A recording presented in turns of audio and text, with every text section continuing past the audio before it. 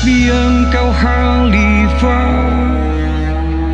dari khalifah kau dinaungi, kau diselamatkan.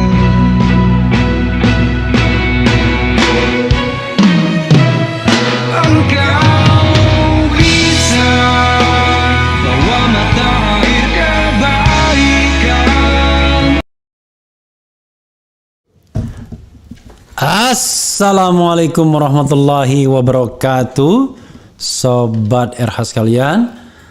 Jumpa lagi kita di channel yang keren ini, Keren Cadas. Ini ada berita yang menarik ya, sebenarnya opini soal Brigadir J yang tewas, yang terbunuh atau dibunuh dalam insiden yang terjadi di rumah Kadif Propam Polri, yaitu Irjen Sambo ya. Nah, coba kita lihat apa yang ditulis oleh Rizal Fadila, seorang pengamat yang sangat kritis, cepat menulisnya dan cepat menanggapi sesuatu hal ya, tanpa tedeng aling-aling. Dia mengatakan sebagaimana dimuat oleh jakarta1.com, wih sama dengan KM50. Apa maksudnya? Coba kita bacakan ya. By M. Rizal Fadillah. Karma atau bukan, tidaklah penting dan tidak perlu percaya pada hal seperti itu. Akan tetapi ada ingatan yang terpaksa mundur ke belakang tentang peristiwa pembunuhan di KM 50 Jalan Tol Cikampek. Ada berita tentang tembak-menembak, lalu menembak karena membela diri, dan ada cerita pengadilan sesat, ujungnya pembunuh bebas-bebas saja. Nah, ini opini ya. Menetapkan tersangka susahnya setengah mati. Komnas HAM pun awalnya seperti serius bekerja, tetapi ujungnya rekomendasi kompromistik. Sia-sia melibatkan Komnas HAM karena cerita tetap berjalan sesuai naskah. KM 50 menjadi bagian X-Files yang mungkin terkuak setelah perubahan kekuasaan, sementara tersimpan dulu sebagai tabungan di bank kejahatan kemanusiaan. Luar biasa. Kini kita dikejutkan dengan drama yang terjadi di rumah dinas Kadif Propam Polri, Irjen Verdi Sambo, Jalan Duren 3. Brigadir J tewas ditembak Barada E. Duel sesama ajudan Kadif Propam ini menggegerkan karena tiga hal. Pertama, terjadi di rumah petinggi Polri yang dikaitkan dengan istri Kadif Propam. Kedua, duel ajudan ini misteri antara tembak-menembak atau ditembak dan dianiaya. Ketiga, Mabes Polri belum membuka fakta sebenarnya. Penembak terkesan masih dilindungi dan aneh belum berstatus tersangka. Merujuk pada kasus KM 50, jika dengan klise cerita, maka tembak-menembak adalah awal yang bisa diberitakan. Pemberitaan itu setelah 3 hari dari peristiwa. Dulu KM 50 juga terberitakan resmi awalnya terjadi tembak-menembak. Konon melawan petugas, namun tekanan dan telahan mengubah cerita bahwa keempat korban itu memang ditembak, 2 lagi misterius. KM 50 dan Duren 3 modus sama, CCTV mati sehingga hilang alat bukti. Saksi KM 50 3 pelaku di mobil, 1 meninggal karena kecelakaan. Sementara Duren 3 juga hanya pelaku Barada E dan istri Pak Kadif. Saksi yang diminimalisasi. KM 50 dan Duren 3 sama-sama terlihat bekas penganiayaan yang coba disembunyikan.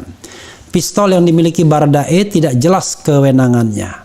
Kapolri bahkan Presiden menaruh perhatian. Kompolnas dan Komnas HAM juga dilibatkan, namun pertanyaan besar tetap muncul. Akankah terkuak fakta kebenaran secara jujur dan transparan?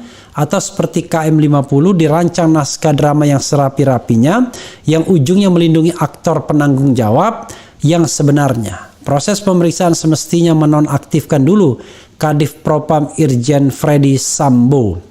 Rakyat kecewa dengan penanganan KM 50, entah kini kecewa lagi kah dengan Duren 3. Berulangkah sandiwara hukum yang melibatkan pelaku yang merupakan aparat penegak hukum dan berlokus delikti di rumah petinggi aparat penegak hukum? Semua sedang menunggu dan melihat. Menarik dan kejutan muncul dari pandangan Ki Surau, praktisi spiritual. Menurutnya, Irjen Polisi Freddy Sambo pernah menangani oknum kepolisian yang terkait dengan pembunuhan 6 laskar FPI dan publik kecewa oknum polisi tersebut tidak dihukum. Lihat saja, publik pun tertawa pernyataan polisi, CCTV di lokasi kejadian mati. Kan sangat aneh, serunya sebagaimana dituturkan kepada www.suaranasional.com yang diberitakan oleh beritaid.com. Keadilan buat HRS akan menemukan jalannya sendiri di tengah hujatan buzzer dan ketidakadilan aparat penegak hukum, ujarnya. Ia menambahkan bahwa mubahalah HRS sedang berjalan, doa orang terzalimi dimakbul oleh Sang Pencipta. Bandung 14 Juli 2022. Ya, sahabat daerah sekalian, itu dari Rizal Fadillah ya, yang melihat ada kesamaan antara kasus bukan Brigadir Jenderal tapi Brigadir J ini dengan KM 50. Kesamaannya adalah soal cerita tentang tembak-menembak ya, yang dilansir di awal, kemudian cerita tentang CCTV yang mati, ya tentu cerita tentang aparat yang terlibat. Kita tidak tahu ya yang sesungguhnya karena sekarang dalam proses entah penyelidikan atau penyelidikan ya oleh tim gabungan yang melibatkan juga Komnas HAM dan juga dilihat disupervisi oleh Kompolnas, tidak hanya tim yang diketuai oleh Wakapolri saja. Oke, sahabat daerah sekalian, nyawa manusia tentu tidak murah ya. Di Indonesia tidak boleh nyawa ditumpahkan dengan secara murah dan kemudian tidak ada pertanggungjawaban hukumnya. Tentu ya, mereka yang melihat laskar FPI atau katakanlah KM 50 ya tentu bertanya-tanya, ini 6 anak manusia yang meninggal tapi sama sekali tidak jelas pertanggungjawabannya. Ada pengadilan tetapi kita tidak tahu apakah masyarakat cukup merasa percaya atau tidak dengan keputusan yang ada. Yang jelas yang diadili hanyalah seputar mobil Xenia dengan penumpang 3 plus 4 dari laskar FPI. 2 lainnya sama sekali tidak diutak-atik ya, karena dianggap ya sudah begitu saja ya. Sahabat daerah sekalian, mudah-mudahan kita mendapatkan berita baik, mendapatkan berkah ya, mendapatkan hal-hal yang seharusnya kita dapatkan sebagai katakanlah warga negara yang ingin melihat penegakan hukum berjalan secara baik, berjalan secara normal dan dengan penegak hukum yang kredibel. Jadi sekali lagi tentu tidak ada maksud kita ya untuk katakanlah mempermasalahkan atau memburuk-burukkan siapapun di Republik ini atau institusi apapun di Republik ini, melainkan hak warga negara untuk mendapatkan informasi yang sebenar-benarnya. The right to information. Karena sebagai pembayar pajak ya kan, lumayan juga bayar pajaknya kan, tentunya kita ingin agar kita mendapatkan servis dari negara. Tidak hanya sebagai kewajiban negara tapi juga hak kita tentunya. Sesuai dengan pesan konstitusional, melindungi segenap bangsa dan mencerdaskan kehidupan bangsa. Tentu kita tidak ingin dibodohkan ya dengan informasi yang tidak masuk akal misalnya. Nah, bagaimana informasi yang masuk akal itu ya tentu kita harus menunggunya. Menunggu agar logika kita tidak koyak atau tidak tercabik-cabik, sehingga kita harus menunggu yang memang dari sisi logika bisa kita terima. Sebab akibatnya ya, mengapa misalnya ada 7 tembakan, ada 5 tembakan, kenapa yang kena cuma katakanlah Brigadir J saja, kenapa Brigadir J yang pangkatnya lebih tinggi jadi sopir, yang sementara pangkatnya lebih rendah jadi ajudan, kenapa pula ajudan punya jenis senjata yang seharusnya tidak diperuntukkan bagi seorang barada, begitu ya. Jadi pertanyaan-pertanyaan ini sesungguhnya mudah sekali menjawabnya. Kenapa mudah? Karena lokus deliktinya itu jelas, precise. Yang terlibat pun juga hampir jelas.